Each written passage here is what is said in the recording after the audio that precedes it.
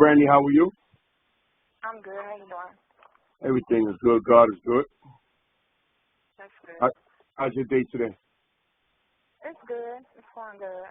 Can you talk a little louder, maybe? Yeah. Yeah, can you hear me now? Yeah. Got to talk loud so your voice will come across clear. But thank you for Okay. calling. Hello? Yeah, I'm here. And thank you for calling. This is my show is called Vibing with Don Vito, and as we discussed the other day, it's all about hearing your side of the story Yeah. for what you were incarcerated for. So can you tell the viewers what your name is, please? Brandy Nicole Davis. Okay, Brandy. So where are you from originally, Brandy? I'm from Morganton, North Carolina. Born and raised?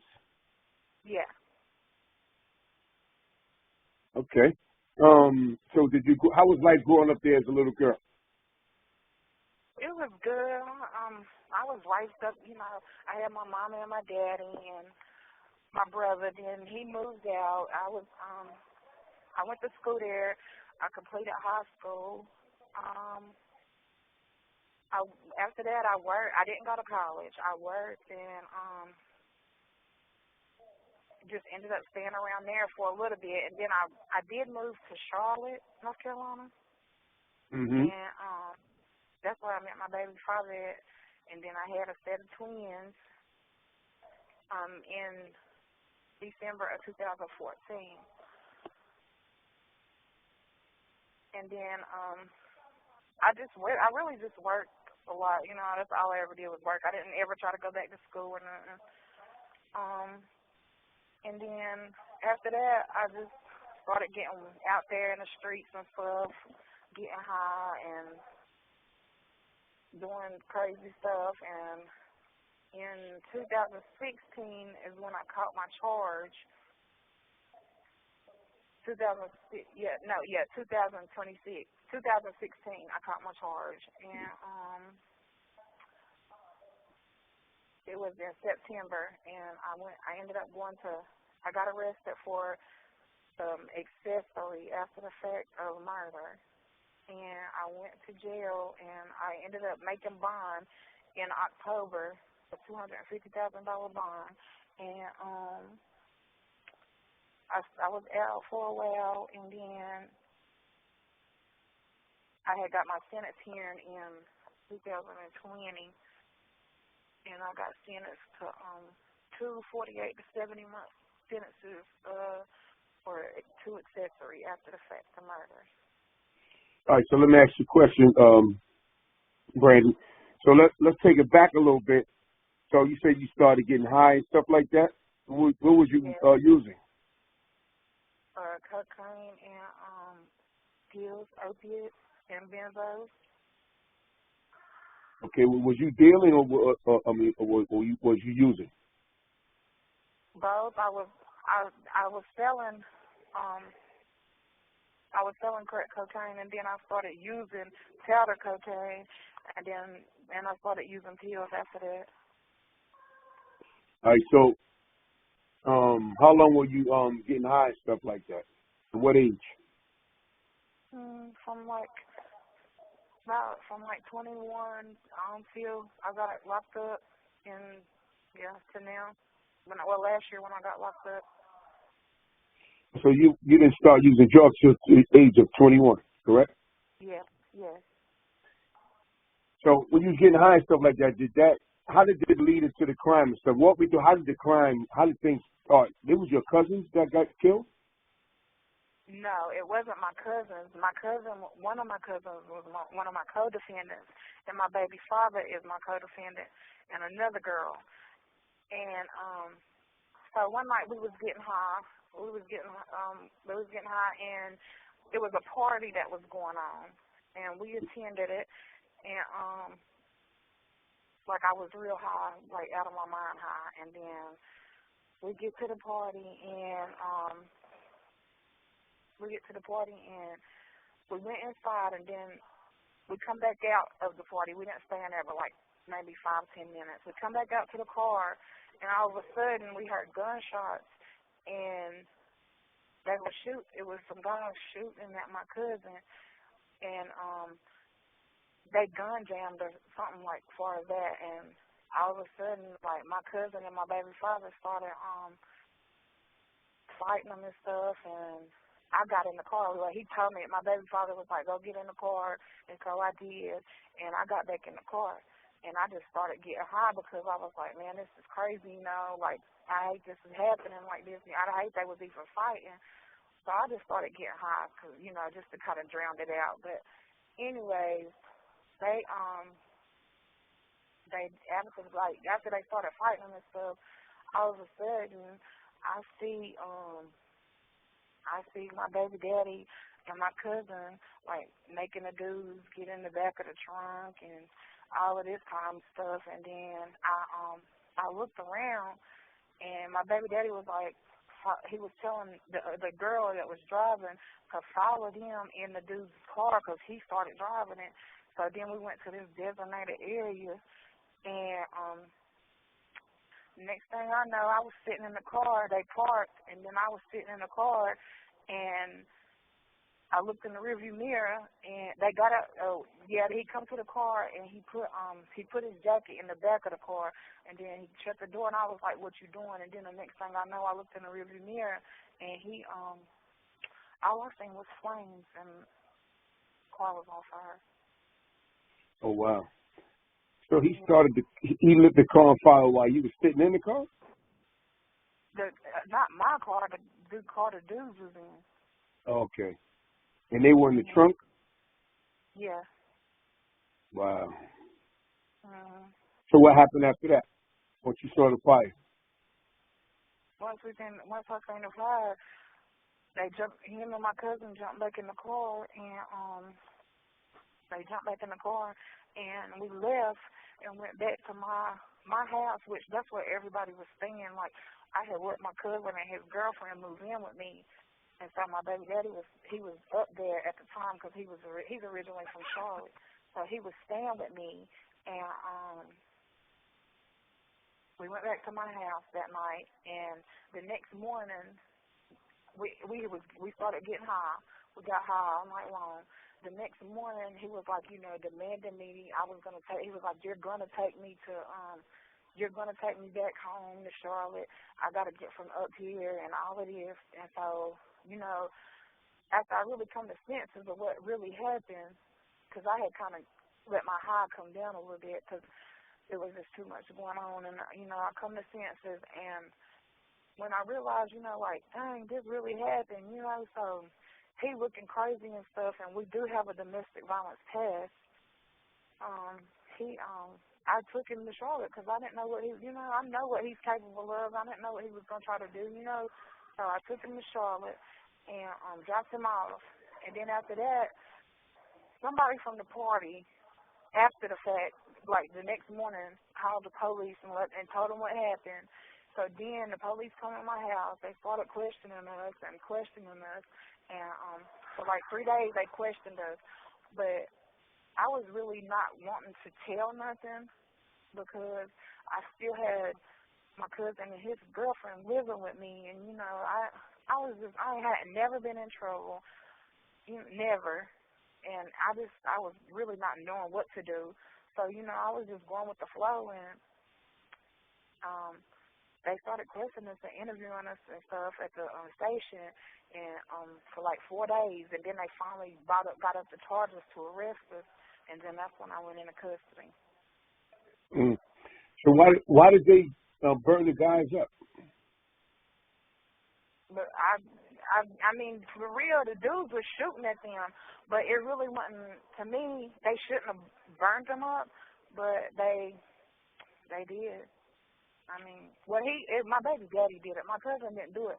He just helped them put them in the trunk and stuff, but he didn't do it. So the guys were shooting at them. How did they stop the guys from shooting at them? The guy's gun jammed. Oh, wow. So it was two guys and one gun. Yep, 2 guys on one gun, and the gun jammed. He shot out twice, and he missed, and then his gun jammed, and then my baby daddy just walked up and took it from him. And then Oh, he went over there wow. and started beating them up real bad. Oh, wow. Mhm.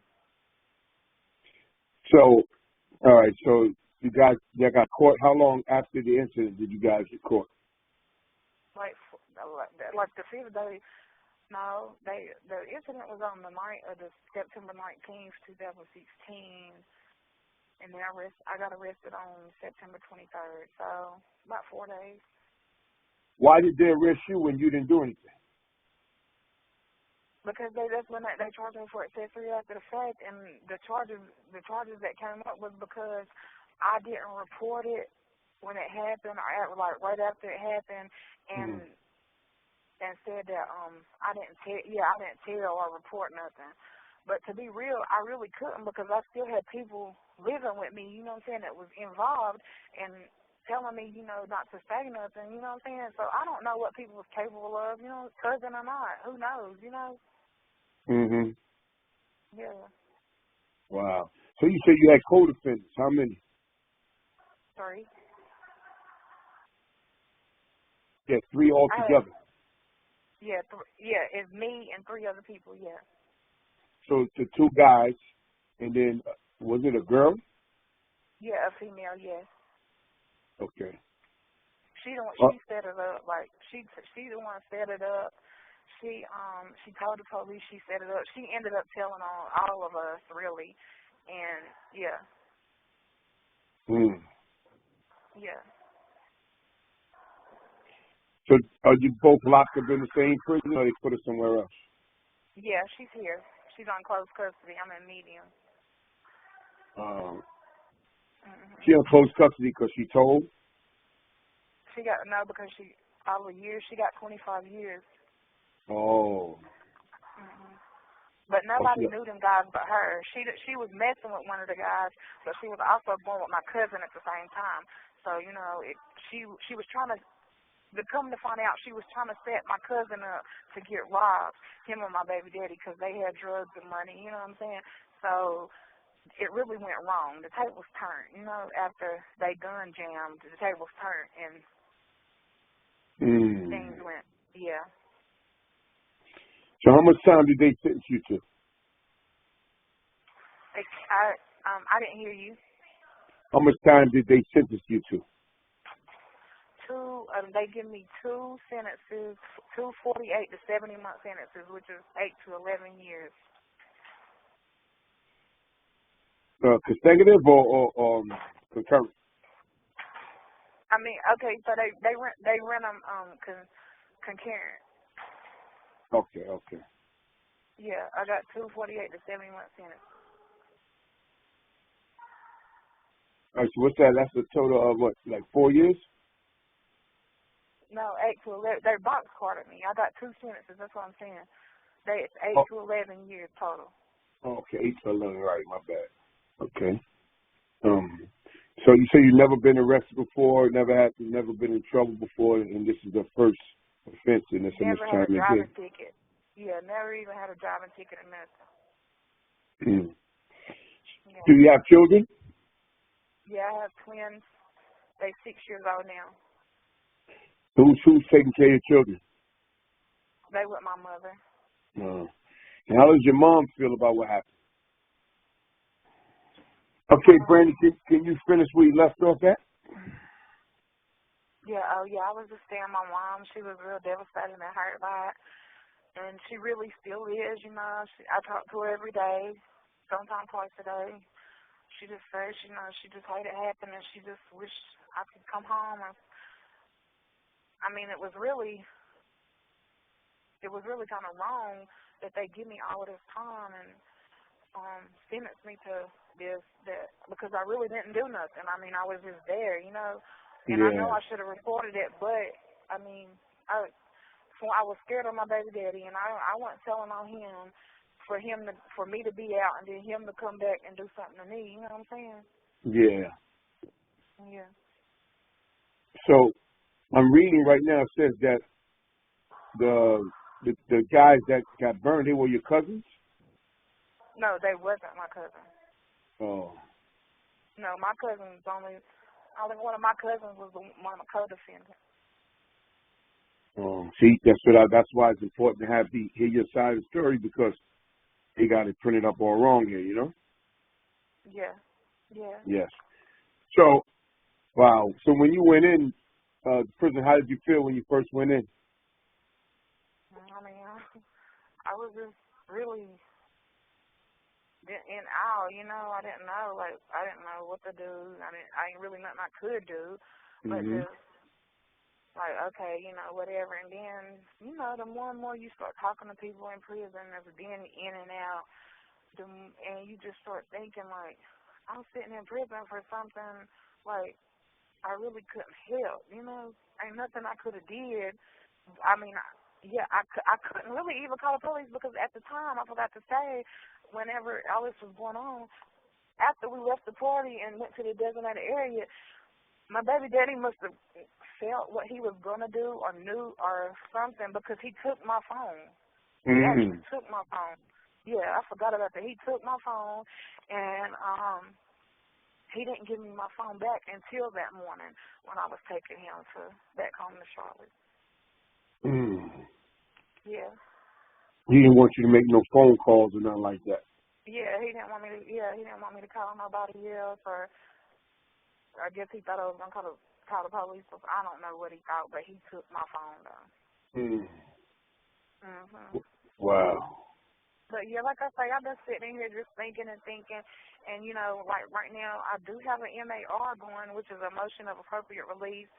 I put in for that. I hadn't heard back from him. It's been almost a year. I did that in May 28, 20, which was last year. I started it, and I got far as, you know, they're going to look into my case, and they're going to see if they'll hire paralegal, I think, and, you know, a lawyer or whatever.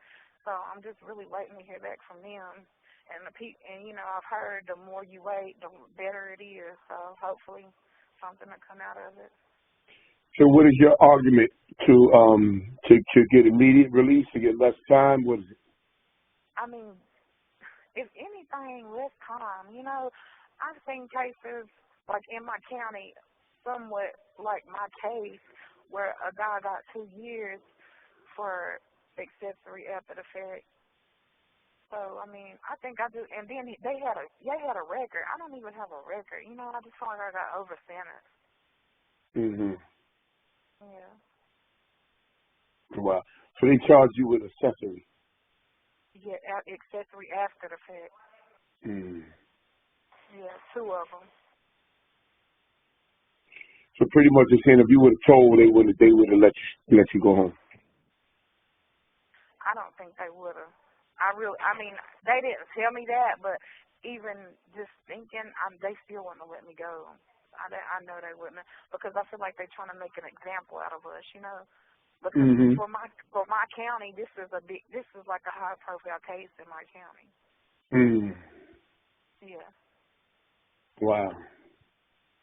And also you're African American. Yeah. Yeah. Yeah. You know how that plays out everywhere, but mainly in the southern states, you know? Yeah. Yeah. So, what have you been doing since you've been incarcerated, like, far as, like, any education, any programs, any certifications, anything? No, the only thing I really been doing is working. I mean, just trying to keep my mind busy. I thought about going back to school, trying to get back in college classes, but I haven't so far. I've been working, you know, just to get merit days, so I can just at least get down to my minimum. You know, I ain't trying to stay in here 11 years, so at least get down to my 8-year mark, and I won't have to worry about it. So hopefully something work out to where I won't even have to be in here that long. So, your lawyer sent that to the governor?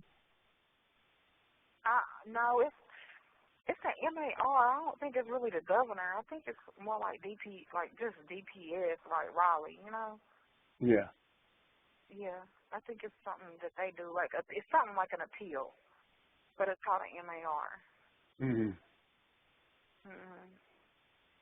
And the argument is the fact that you didn't have anything to do with it.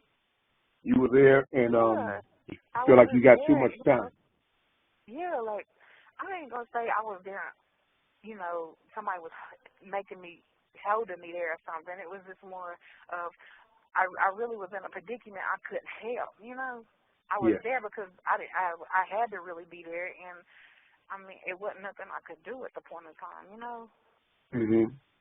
And they knew we had a domestic violence past, so they should know how he is. And then since he's been locked up in the county couldn't even hold him because he got assault on the government official charges. He's in CP, and he ain't even been to trial yet. Wow. Yeah, so. Do you communicate inmate to inmate with any of them? No. I can't have no communication with them. That was in my sentence hearing. That's the last thing the judge told me was don't have no communication with none of my co-defendants. So, no, I don't communicate with none of them. Okay, that's good. Of course, I talk to my aunt, and she tell me how I ask her how my cousin's doing because that's my cousin, you know what I'm saying, my first cousin. Mhm. One of the guys the other guy was my first cousin. So, yeah, I ask how he's doing and stuff, but, no, I don't have no communication with none of them. Okay. Yeah. And who was the female? She was his girlfriend. She was my cousin's girlfriend. Okay. Yeah. Okay. So I wanted to thank you for sharing your story with me, the Vibing with Don Vito show, and putting your side of the story out there. It really is an important thing because what I'm reading is kind of different from what they wrote. Yeah. And if people don't hear you speak or hear other inmates speak, they'll never notice. Right. That's why it's important to share your story. Even though the crime is there and you got to do the time for it, it's the fact that people can, get to know who Brandy is and how she came up in life and, what led to the event opposed to what they write all the time. Because a lot of times they bend the story once they get you inside, Right. Right. Yes. So, like I said, I want to thank you. If possible, could you give me a call back on Tuesday? Yeah, I will. I can. And then I'll talk to you about, I'm going to put your story out there and what stream and stuff like that for us, where your family or friends that you got can check it out and they can support and they can help share it and move it around for you. Okay? Okay. Thank you. Thank you. All right. You have a Have a wonderful good day. day and call me Tuesday between like 2 and 5. All right. All right, Brandy, have a wonderful day and nice talking to you. And I'll speak to you during the week. All right. See you later. Okay, bye-bye. Okay, bye-bye.